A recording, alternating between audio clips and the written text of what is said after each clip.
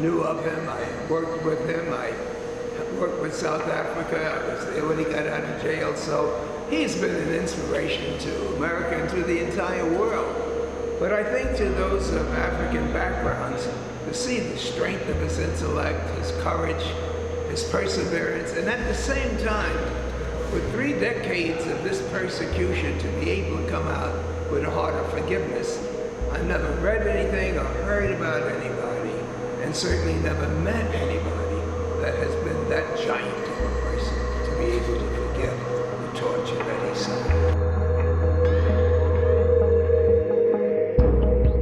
No, there's been some changes made, but you see, while Mandela was the first president, no, he wasn't the first, but Africa always did have leaders. They always did have kings, and they were black folks, and they ruled in their own tribal way.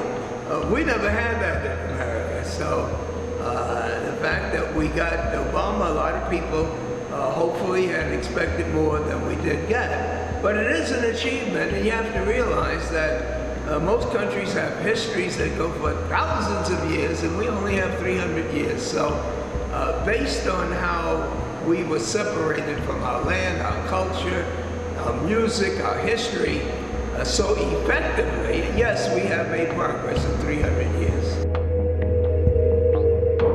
Well, as you know, most all of the country, Republican and Democrats, clergy and business people, realize that immigration is good for the economic wealth of the United States of America. Immigration is good for the cultures to be able to exchange different languages, different songs. And immigration is good from an economic point of view, since we got over 15,000 people that are already been informally invited. They came, they're here, they're working, they're producing. And certainly from Africa, we have some of the most well-trained, educated people.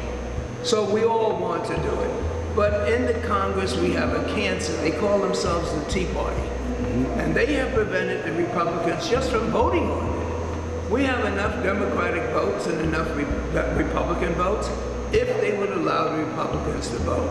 We've already passed a bill in the Senate with special provisions to make certain for the diversity that will exist by allowing Africans to try to catch up from the quotas that were put on them in the past.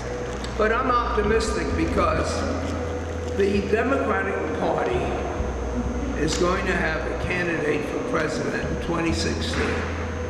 Nobody believes that Republicans, not only they don't have a candidate, but they don't have one principle, not one principle to say vote for them for. So between now and the election, I am convinced that they are going to do something to say what they stand for. One of the top priorities would be immigration.